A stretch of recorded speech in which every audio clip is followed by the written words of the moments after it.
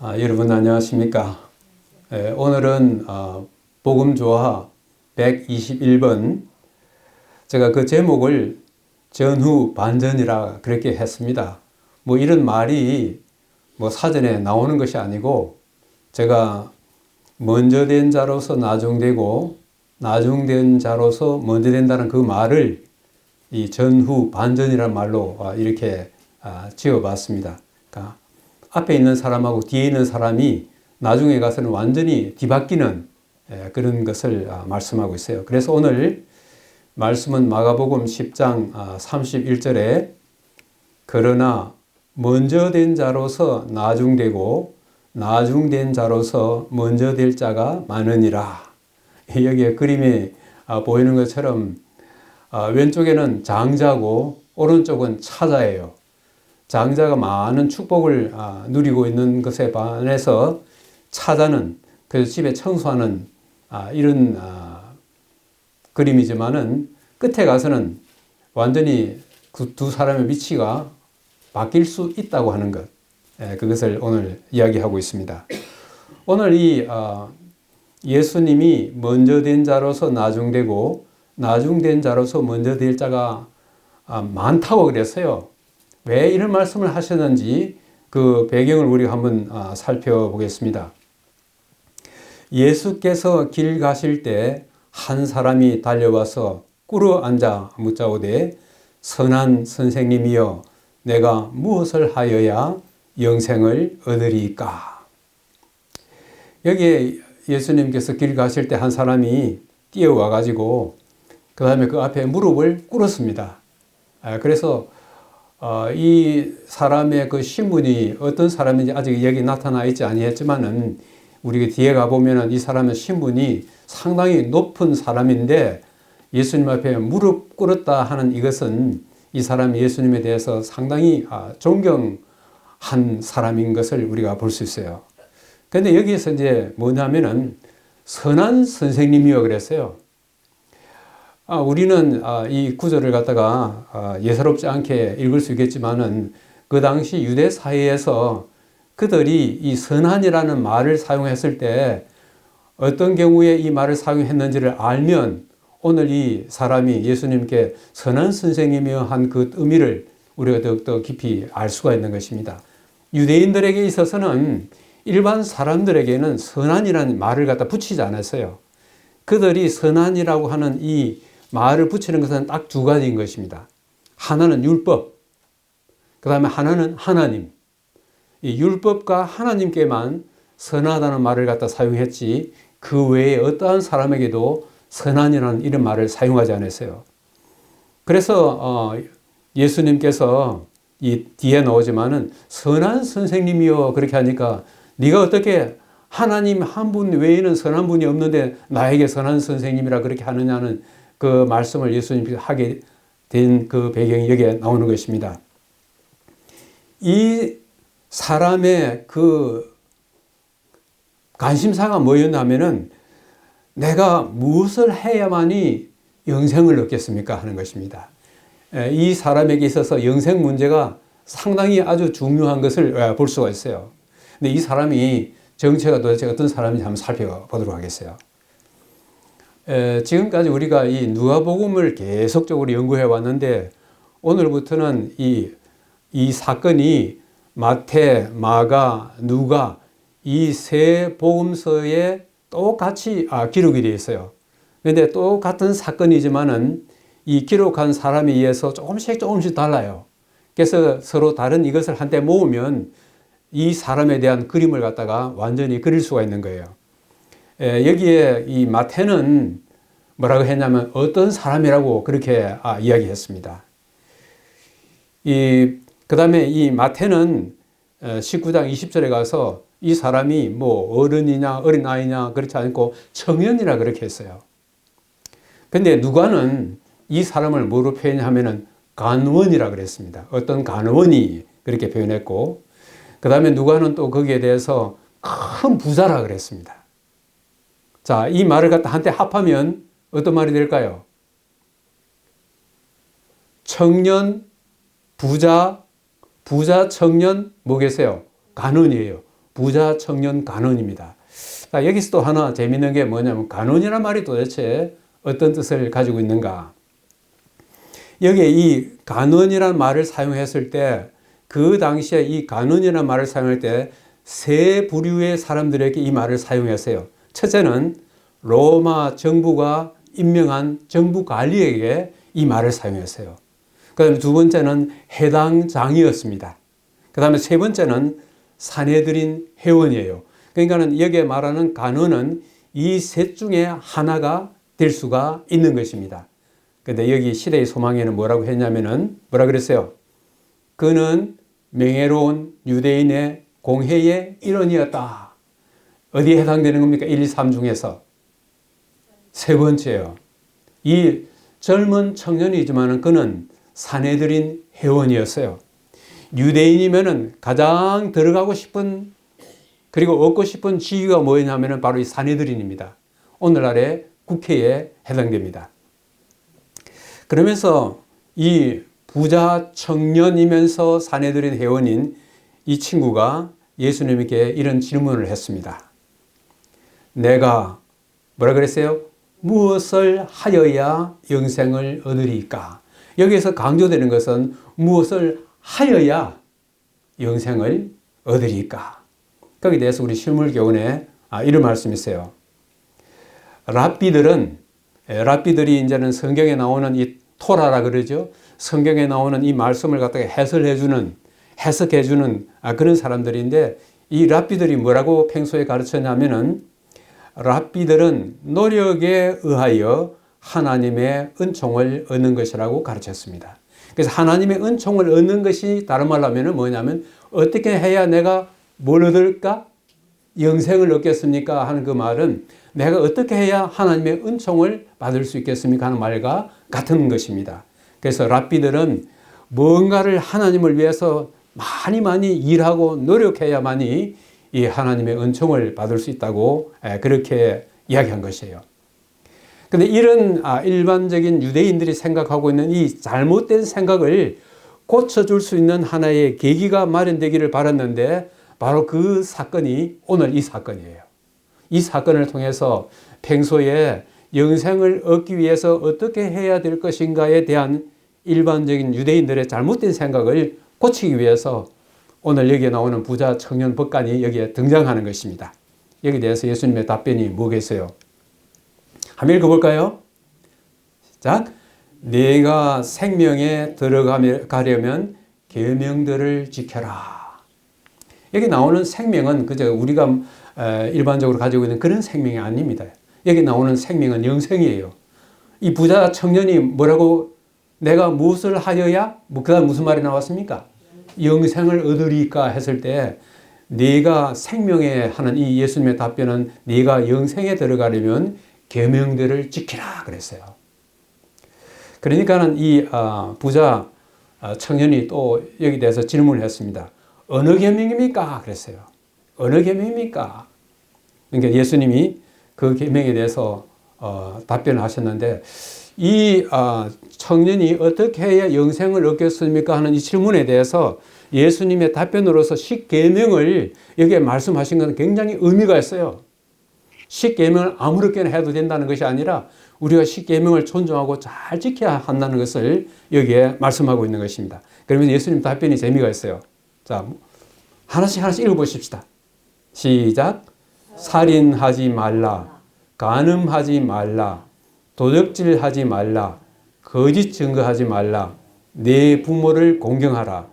내 이웃을 내 몸과 같이 사랑하라. 자, 여기에 나오는 이 계명들이 다 10계명 중에서 어디에 속하는 거예요? 예, 첫째 계명부터 넷째 계명은 우리와 하나님과의 관계가 있는 그런 계명이고 다섯째부터 열째까지는 내 이웃에 관련되는 것입니다. 그렇죠? 근데 다섯째 계명이 뭐예요? 내 부모를 공경하라는데 여기서는 제일 끝에 나와 있습니다. 그렇죠? 그러니까 여기 보면은 내 부모를 공경하라 다섯째 계명이고 살인하지 말라가 여섯째 계명이고 간음하지 말라 일곱째 계명이고 도둑질하지 말라 여덟째 계명이고 거짓 증거하지 말라 아홉째 계명이에요. 그러면서 이 다섯째 계명에서 아홉째 계명까지를 요약해가지고 예수님 뭐라 그랬어요? 내 이웃을 내 몸과 같이 사랑하라 이렇게 이야기했어요. 이렇게 했더니 이 부자 청년이 또 답변을 어떻게 했느냐 보세요. 뭐라 그랬어요? 이 모든 것을 내가 지켜 사온데 아직도 무엇이 부족합니까? 그랬어요. 여기에 대해서 이 마가복음 10장 20절에는 이 청년은 계명들을 갖다가 언제부터 지켰다 그랬어요? 내가 이 계명들을 어려서부터 이것을 지켰습니다. 다 지켰는데 아직도 뭐가 부족합니까? 그런 거예요. 아직도 뭐가 부족합니까? 하니까 예수님이 네가 아직도 한 가지 부족한 것이 있다고 그렇게 답변하고 있어요. 자, 한번 읽어보십시다. 예수께서 그를 보시고 사랑하사 이르시되 네게 아직도 한 가지 부족한 것이 있으니 가서 네게 있는 것을 다 팔아 가난한 자들에게 주라. 그리하면 하늘에서 보화가 네게 있으리라. 아직도 뭐가 부족합니까? 이렇게 하니까 예수님께서 아직도 내게 하나가 부족하다 이렇게 답변한 것입니다. 여기에 특별히 여기 제가 이게 이 위에 글자 하나를 갖다가 좀 이탈릭체로 좀 해놨는데 예수님께서 그를 보시고 사랑하사 하는 말이 나와요. 여기 이 사랑한다 하는 말은 이 친구 간에 있는 사랑 있고 부모와 자식 간의 사랑 또 하나님이 우리를 사랑하는 그런 사랑들이 있는데 제일 높은 사랑이 무슨 사랑이라 그랬어요? 아가페 사랑입니다. 그래서 여기 예수님께서 이 부자 청년을 보시고 예수님이 사랑하사 여기에 사용한 이 단어가 뭐냐면 아가페 사랑이에요. 그러니까 정말 이 젊은 청년이 와가지고 참 예수님께 와서 내가 어떻게 해야 영생을 얻겠습니까 했을 때 그 다음에 이 계명을 지키라 하니까 내가 어릴 때부터 이거 다 지켜왔으면 하니까 예수님께서 이 청년을 정말 사랑하셨어요. 이런 사람이 젊고 부자고 부자라고 하는 말도 마태나 마가나 고마 부자라 그렇게 했는데 누가는 엄청 부자라 그랬어요. 이 누가는 이 사람이 엄청 부자라 그랬어요. 그러니까는 이 사내들은 회원이죠. 엄청 부자죠. 나이 젊죠. 이런 사람이 와가지고 예수님께 와가지고 이렇게 하니까 예수님 마음속에 무슨 생각이 났겠어요? 이런 사람이 뭐가 된다면? 제자가 되면 앞으로 하나님의 일을 위해서 복음 사업을 위해서 훌륭한 일꾼이 되겠다. 그래서 예수님은 이 청년에 관심이 많아가지고 그렇게 했는데 그 청년의 마음을 보니까 아직까지 하나 해결하지 못한 게 있어요. 여기에 아직도 한 가지 부족한 것이 있으니 가서 네게 있는 것을 다 팔아 가난한 자들에게 주라 이렇게 했어요. 아까 다섯째 계명에서 10계명까지가 이제 이웃에 대한 거 아니었어요? 하나 남은 게 뭐예요? 하나 남은 게 뭐예요? 마지막 10번째 계명이에요. 10번째 계명이 뭐죠? 내 이웃의 소유를 뭐 하지 말아라? 탐내지 말아라. 그러니까는 이 10번째 계명은 뭐냐면은 이 재산과 관련되는 것입니다. 네가 다 지켰는다 그랬는데 10번째 네가 지켰느냐? 그렇다면은 네가 가지고 있는 재산 팔아가지고 가난한 사람들에게 나눠주라 그랬어요. 근데 예수님이 우리에게 말씀하실 때 구약 성경에서도 하나님께서 우리에게 말씀하실 때 무엇을 하라 했을 때 무조건 하라고만 요구하지 아니하셨어요. 하라 한 그 지시 혹은 명령에는 반드시 그 속에 뭐가 있었습니까? 약속이 있어요. 네가 이렇게 하면은 이러이러한 축복을 주시겠다는 그런 약속이 거기에 있는 것입니다. 여기 뭐라 그랬어요? 네가 그렇게 하면 끝에 뭐이죠? 그리하면 뭐가 그랬어요? 하늘에서 보화가 네게 있으리라. 예수님은 절대로 이 서로 이렇게 뭐 좀 장사한다 하면 좀 이상하지만 하나님과 그 백성 사이, 예수님과 그 백성 사이 어떤 계산을 할 때 절대로 우리가 손해보는 계산은 안 하셔요. 그런데 예수님이 어떤 것을 하라고 하셨을 때 우리 생각으로 하면 뭐예요? 이익이에요? 손해예요? 손해되는 것 같아요. 내가 가 있는 재산을 갖다 팔아가지고 가난한 사람에게 주라고 하는데 아까 이 청년이 얼마만큼 부자라고요?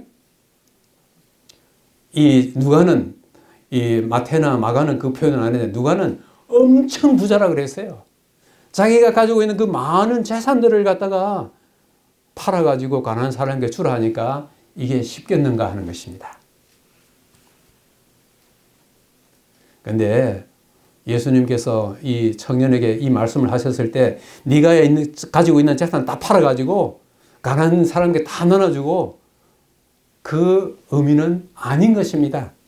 이 부자 청년이 엄청난 재산을 가지고 있었을 때 예수님 이 말씀을 하셨을 때에 그 부자 청년의 마음 속에 있는 본 마음, 내가 어릴 때부터 계명을 다 지켰습니다 했을 때 정말 그렇게 했는지 한번 테스트를 하는 것입니다. 여기에 한번 읽어보십시다. 시작. 그리스도의 말씀은 그 간원에게는 사실상 너희 섬길 자를 오늘날 택하라는 초청이었다. 선택은 그에게 달려 있었다. 이 여호수아 24장 15절에 오늘날 너희가 섬길 자를 택하라. 하나님을 섬기든지 아니면 이웃에 있는 수많은 우상들을 갖다가 너희 신으로 섬기든지 오늘날 너희가 택하라 하는 이 선택. 그 선택이 오늘 누구에게 요청된 것입니까?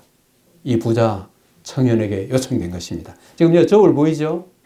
이쪽에는 세상이 던져주는 재산이 여기 있어요. 그 부자 청년이 가지고 있는 엄청난 재산, 그가 가지고 있는 이 국회의원이라는 사내들인 회원이라고 하는 엄청난 지위, 그하고 이쪽에는 네가 하나님의 계명을 지켰느냐, 하나님을 사랑하느냐 했을 때 이 두 저울이 이렇게 왔다 갔다 하는 것입니다. 왔다 갔다 하는 건데 이 둘 중에서 너는 어느 것을 선택하겠느냐 이렇게 예수님께서 이 청년에게 질문하신 거예요.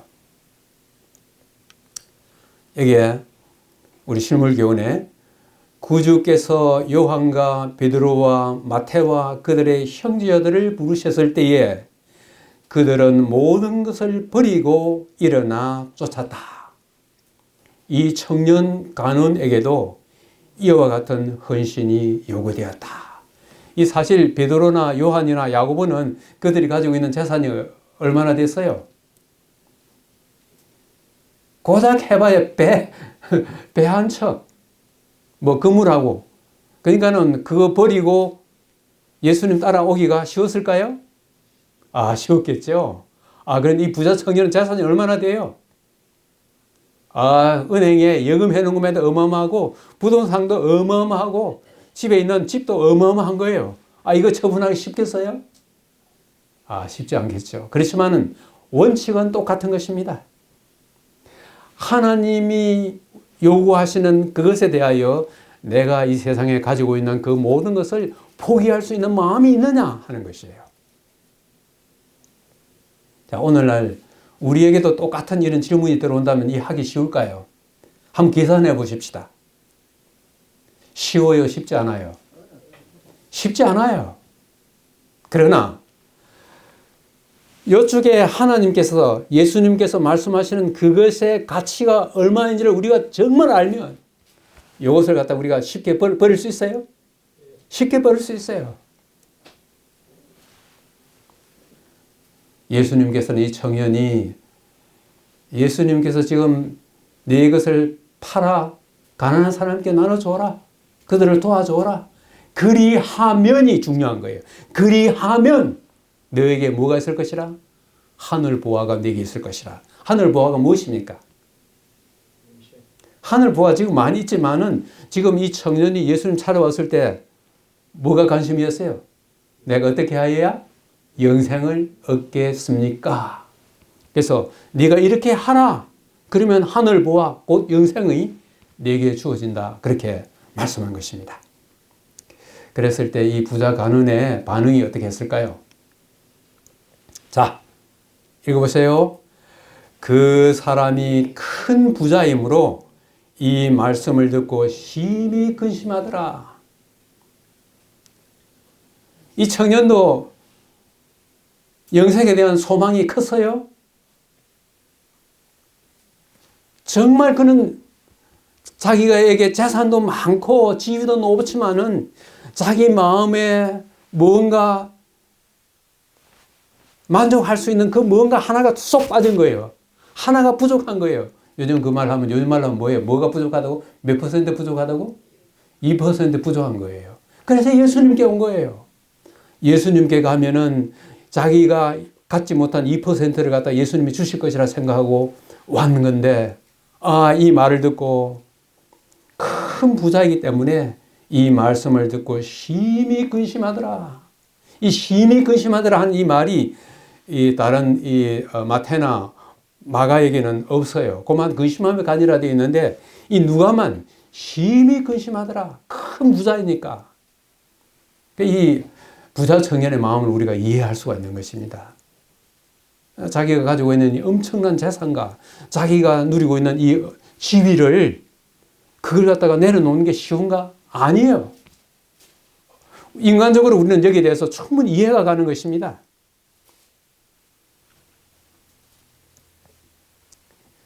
이 청년이 가지고 있었던 하나의 뭐가 문제였을까요? 자, 여기에 청년이 가지고 있었던 문제점 하나 읽어봅시다. 그는 마음속에 한 가지 우상을 간직하고 있었다. 즉 세상이 곧 그가 숭배하는 신이었다. 마음에 한 가지 우상을 가지고 있었다. 아까 예수님께서는 계명을 지키라. 무슨 계명입니까? 했을 때 5제부터 10제까지 사람과 사람 사이의 그 관계를 말해주는 그 계명이었지만은 지금 여기에 있는 이것은 무슨 몇째 계명이겠어요? 첫째 계명이 뭡니까? 너는 나 외에 다른 신을 섬기지 말아라. 그 다음 둘째 계명이 뭐예요? 너는 어떤 형상이든 그 우상을 만들어가지고 거기에 절하지 말라 그랬어요. 하늘 위에 있는 것이나 땅 아래 있는 것이나 어디에 있는 것, 우상을 만들어가지고 그 앞에 절하지 말라 한 것입니다. 그런데 이 젊은 청년은 무슨 우상을 가지고 있었어요? 재산 우상, 지위라고 하는 사내들의 회원이라고 하는 이런 지위를 그가 가지고 있었습니다. 그 다음에 이걸 좀 더 설명하면은 그에게 있어서 구주는 그의 이름이나 재물만큼 귀중하지 않았다. 이것이 문제예요.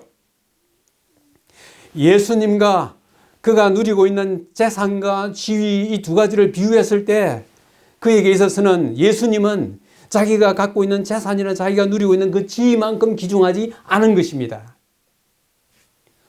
보이지 않는 하늘 보화를 위하여 보이는 그의 세상 재물을 포기하는 것은 너무 큰 모험이었다. 바로 여기에 왜 이 청년이 영생은 갖고 싶은데 자기가 갖고 있는 것을 포기하지 못하고 심히 근심하면서 떠나간 이유가 바로 여기 있었던 거예요. 진짜 가치를 알지 못한 것입니다. 그때 예수님께서 이렇게 말씀하셨어요. 이제 그 청년은 떠나갔고 이제 제자들에게 이렇게 말씀하십니다. 예수께서 제자들에게 이르시되 재물이 있는 자는 하나님의 나라에 들어가기가 심히 어렵다. 제가 이 말씀을 읽으면서 나는 다행이다 그랬어요. 나 재산이 별로 많이 없거든. 여기 있는 우리 다 그렇지 않습니까? 우리 재산 많이 가진 사람 누가 있어요? 근데 여기 마가복음 10장 25절에 여기서 이제 2절 넘어가면 예수님께서 낙타가 바늘기로 나가는 것이 부자가 하나님의 나라에 들어가는 것보다 쉽다. 지금 여러분 그림 있잖아요. 낙타가 이거 바늘기 우리 집에서 끼우는 이 바늘에 우리가 그 바늘에 실 하나 이게 집어 넣으려면 쉬워요? 침을 갖다 묻혀가지고 몇 번 입으로 이렇게 해가지고 그 개우 집어 넣는데 거기에 낙타가 들어갈 수 있어요? 그거는 다른 말로 하면 무엇입니까? 불가능해요. 부자가 하늘나라 가는 것은 불가능하다는 것입니다.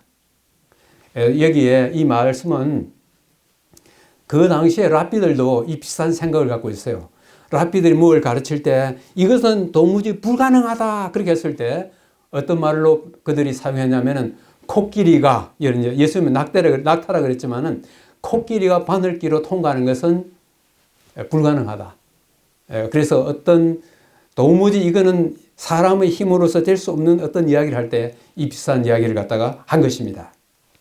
그런데 정말 부자들은 하늘나라 못 가는가 하는 것이에요. 자, 여기 나온 이 두 사람 비교 한번 해보세요. 이거 누구 나옵니까? 아리마대 요셉하고 니고데모. 이 사람들 뭐예요? 이 사람들도 이 젊은 청년 못지않게 엄청난 부자예요. 이 사람들 지위가 뭐였어요? 사내들의 회원이었어요. 그런데 이 사람들은 어떻게 했습니까? 예수님이 십자가에 달려 돌아가셨을 때에 감대히 빌라도 앞에 가가지고 이 예수님의 시신을 달라고, 요셉은 자기가 새로 파놓은 그 무덤에다가, 그 다음에 니고데모는 어떻게 했습니까? 예수님의 그 시신에 뭐 하기 위해서 100건이나 되는 엄청난 이 향유를 가지고 그렇게 하고, 그 다음에 예수님 돌아가시고 난 다음에 그 어려운 시기에 초기 교회를 위해서 이 두 사람이 많이 교회를 갖다가 도왔어요. 자, 이들도 부자 아니에요? 근데 이들은 하늘나라 못 갑니까? 무엇이 다릅니까? 여기 나오는 이 두 사람과 그 다음에 아까 왔던 그 부자 청년하고 뭐가 차이가 나요? 똑같은 부자고 똑같은 높은 지위를 가지고 있는 사람들이에요. 그런데 그 청년하고 무슨 차이가 있습니까? 이들은 누구를 잘 알았습니까? 예수님을 잘 아는 사람입니다.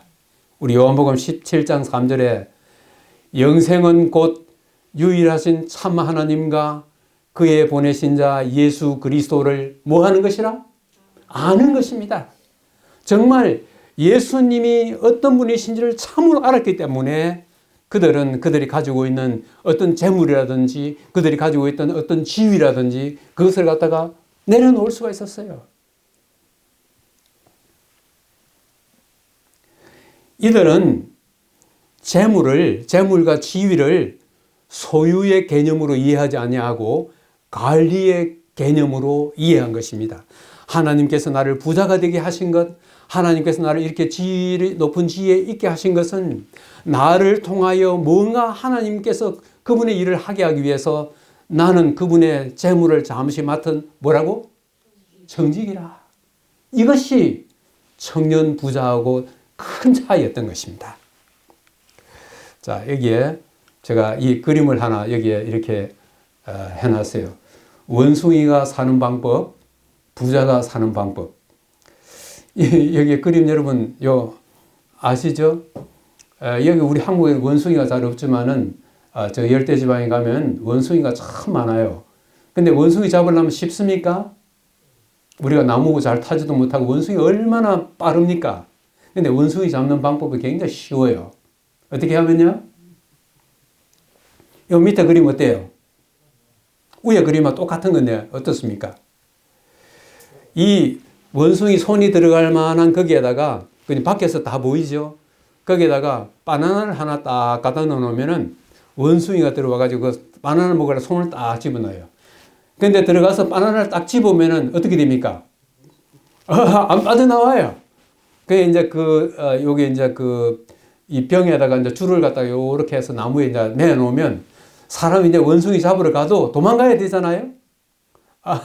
손을 갖다가 아무리 뺄라 그래도 안 되는 것입니다. 원숭이가 사는 방법 뭐예요? 왜 손을 놔야 돼요? 손을 놔고 바나나 그거 넣고 손 빼가지고 도망을 가야 되는 것입니다. 근데 그게 돼요? 바나나는 먹고 싶고 이걸 가지고 막 아무리 뺄라 하니까 안 돼요. 결국 잡히는 거예요. 원숭이가 사는 방법은 그것을 자기가 갖고 있는 것을 갖다가 놓아야 돼요. 놓으면 사는 거예요. 자, 근데 부자 잡는 방법은 뭐예요? 사탄이 부자 잡는 방법. 자기가 갖고 있는 그 재산을 갖다가 손을 빼야 할 때는 그걸 놔야 돼요. 내려놔야 돼요. 그러면 사는 거예요. 근데 그걸 못 놓는 것입니다. 이 젊은 부자 청년은 자기가 갖고 있는 그 재물하고 자기가 누리고 있는 그 높은 지위를 갖다가 못 내려놓은 거예요. 그래서 갖고는 싶지만은 안 되니까 심히 근심하면서 떠나는 것입니다.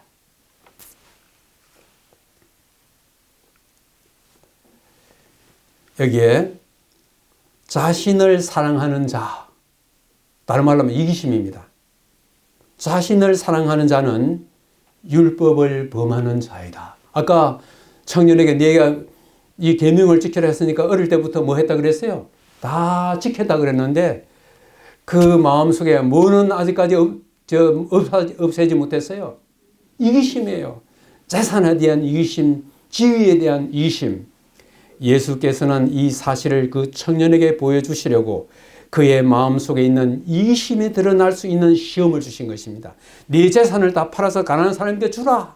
이렇게 예수님이 요청하신 그 질문 속에는 이 젊은 청년의 마음속에 있는 그 이기심, 그것을 갖다 드러내기 위해서 테스트한 것입니다. 이렇게 했을 때 옆에 있던 제자들이 이런 질문을 했어요.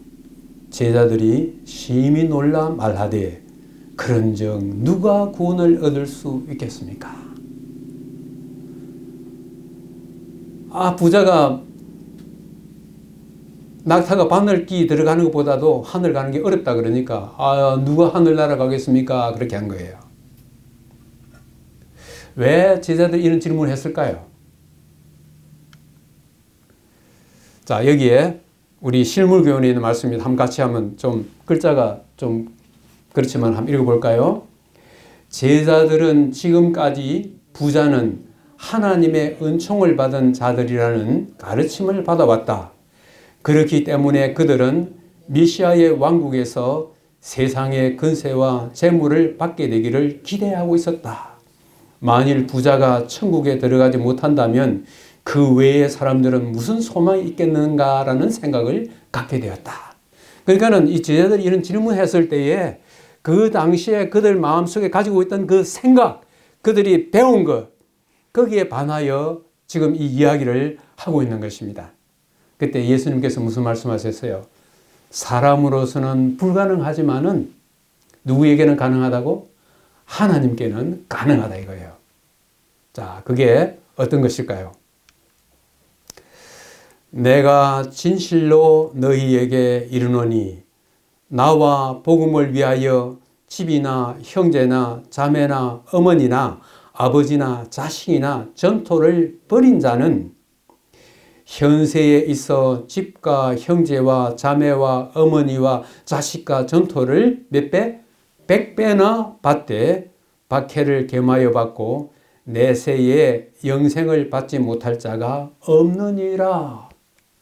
여기 제가 이렇게 가로를 이렇게 쳐는 거 위에 진실로 하는 건 아멘이고 예수님께서 아멘 하고 하신 그 다음 말씀은 천지가 없어져도 이 말씀은 없어지지 않을 만큼 아주 중요한 확실한 약속인 것입니다.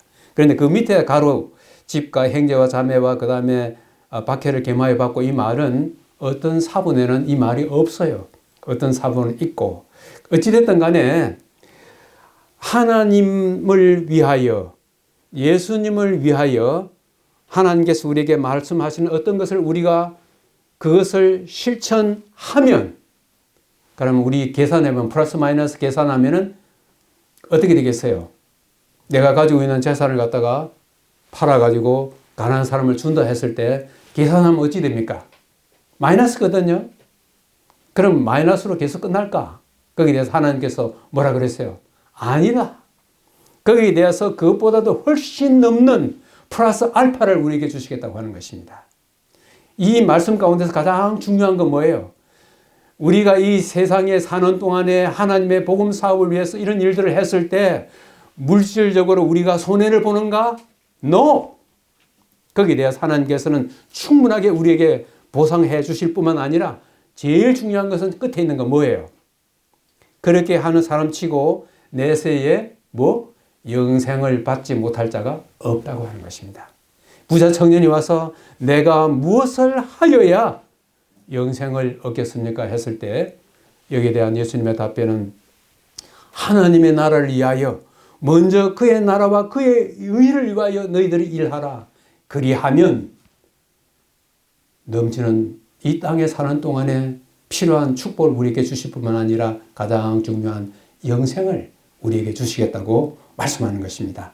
자, 다시 여기에 우리 처음 보았던 그 말씀, 그러나 먼저 된 자로서 나중되고 나중된 자로서 먼저 될 자가 많으니라. 자, 이 말씀 가운데서 왜 처음 된 자가 나중되고 나중된 자가 처음 될까요? 부자 청년, 아까 부자 청년이 있었고 그 다음에 아리마대 요셉과 니고데모가 있었는데 둘 다 부자고 똑같은 이 지위를 갖고 있었는데 두 사람의 차이, 처음 된 자가 나중되고 나중된 자가 처음 되는 이 이유가 뭘까요?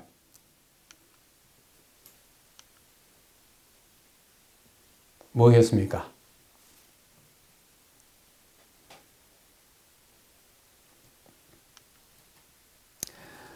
여기에 실무교훈에 있는 말씀입니다. 부자의 재산이 강명한 천국에서 성도들에게 유업을 받을 권리를 주는 것이 아니다.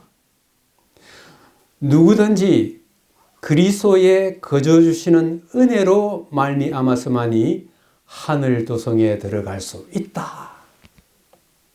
하늘 들어가는 데 있어서 그 필요한 조건은 뭐가 아니라고요? 재산이 아니라고 하는 것입니다. 부자가 자기 재산이 많다 해가지고 그 재산을 가지고 뭐 들어가는 티켓을 갖다 타가지고 하늘 들어갈 수 있는 것이 아니라고 하는 것입니다.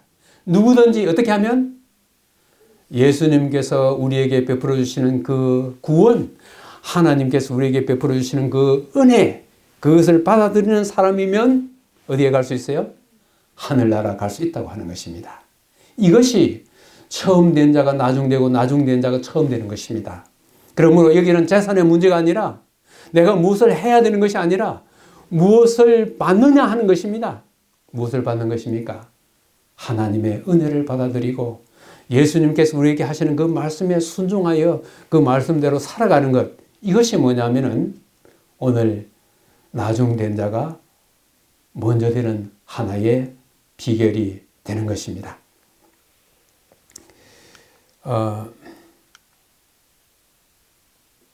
제가 오늘 이 말씀을 갖다가 이제 마치면서 제가 오늘부터 이제 이걸 한번 해봐야겠다 그런 생각을 했어요. 내가 한 설교에 대해서 시를 한번 써보자. 그래가지고 제가 오늘 처음으로 이 오늘 설교 말씀을 기초로 해가지고 시를 하나 썼어요. 한번 어떤 시를 썼는지 한번 보실까요? 제목을 운명의 저울질이라 그렇게 했습니다. 운명의 저울질. 목말라 갈급한 한 영혼이 예수께 달려왔네. 자신의 지위와 재물도 목마름을 채워주지 못했네. 그래서 예수께 호소하였네. 그러나 그를 억제인 우상이 있었네. 버리면 사는데 놓아버리면 채워지는데 두 사이에서 저울질하였네. 우상이 그를 잡아챘네. 불쌍한 영혼아 어찌하여. 이렇게 제가 한번 시를 지어보았습니다. 오늘의 이 말씀을 생각하면서 교훈을 한두 가지를 생각해 보겠습니다. 첫째, 부자 청년에게 세상과 그 재물은 그의 우상이었다. 우리에게는 어떤 우상이 있을까? 두 번째, 우리는 하늘 보화와 세상 보화 사이에서 저울질을 어떻게 하고 있는가? 오늘 말씀을 마치면서 이 부자 청년에게 있어서 한 가지 부족했던 것은 바로 이것인 것입니다. 아까 제가 읽었던 요한복음 17장 3절 뭐예요? 영생은 곧 유일하신 참 하나님과 그의 보내신 자 예수 그리스도를 뭐 하는 것이라? 아는 것이라. 우리가 진실로 하나님이 어떤 분이시며 예수 그리스도가 어떤 분이신지를 우리가 알면 이 세상에 그 어떠한 것도 다 포기할 수 있는 것입니다. 무무무부터 하는 것이 아니라 조금도 아낌없이 다 그것을 버릴 수가 있는 거예요. 하나님을 아는 것이 우리에게 그 무엇보다도 중요한 것입니다. 오늘 우리는 새로운 한 주일을 맞이하면서 하늘 보화와 이 세상이 주는 이 두 보화 사이에 어떻게 저울질 해야 될 것인지를 한번 생각하면서 축복받는 한 주가 되시기를 바라면서 오늘의 이 말씀을 마치도록 하겠습니다.